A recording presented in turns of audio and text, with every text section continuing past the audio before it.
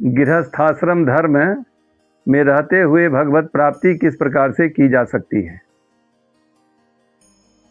देखो, गृहस्थ एक बहुत बड़ा तपोवन है।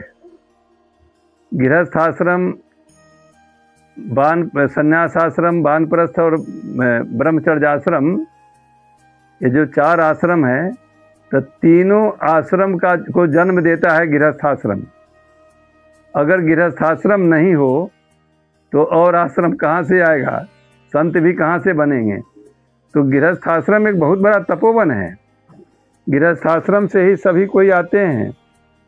तो गृहस्थी में हम गृहस्थाश्रम में किस प्रकार से रह सकते हैं कि गृहस्थाश्रम धर्म का पालन भी हो और भगवान की भी प्राप्ति हो जाए, इसके विषय में हर एक गृहस्थ को ऐसे रहना चाहिए घर में कि जैसे कोई अतिथि कोई डेरा लेकर के, मुसाफिर खाना लेकर के रहता है, अतिथि की तरह, कि हम 2-4 दिन के लिए आए हैं।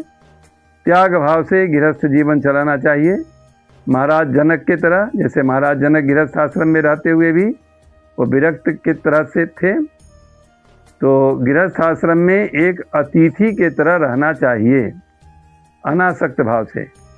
और सब कुछ जो भी मिला है भगवत कृपा से सब भगवान के हैं, हम भगवान के हैं, और जितने भी परिवार के लोग हैं सब भगवान के हैं। अब एक दूसरे के प्रति सद्भावना, प्यार, प्रेम और मिलनसार की भावना से, सेवा भावना से गृहस्थाश्रम में रहे। कोई गृहस्थाश्रम में अगर ज़्यादा पैसा कमाता है तो ये घमंड नहीं करे कि हम ही सबको पालन पोषण करते हैं।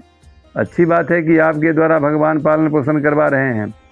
इसलिए गृहस्थाश्रम में रहते हुए भी हम इसमें चिपक नहीं जाएं, आसक्त न हो जाएं।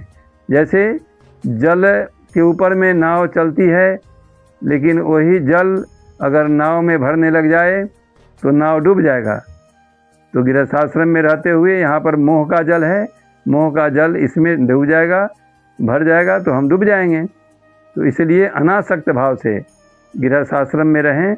न हरि भूलो न जग छोड़ो, कर्म कर जिंदगानी में, इस दुनिया में यूँ रहो जैसे कमल रहता है पानी में। कमल पानी में रहता है लेकिन पानी से अलग है, उसमें पानी चिपकता नहीं है कमल के फूल पर या पत्ते पर। इसी प्रकार से हम आसक्त न हों, इसमें चिपक नहीं जाएं, अनासक्त भाव से हम गृहस्थाश्रम को चलावें।